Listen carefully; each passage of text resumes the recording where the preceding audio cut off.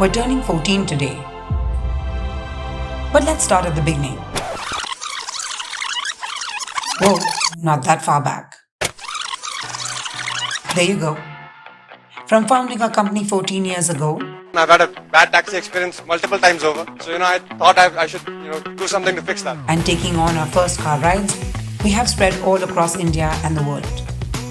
And then came an even bigger idea to build a more sustainable nation, one S1 at a time. But then we thought, why stop there? So we dreamed bigger to make something smaller that can power the whole nation. And that's the story of, wait, the story isn't over. And it will never be. Because we're innovating every day. From the way India moves, to the way India thinks, to the way India will be in the future.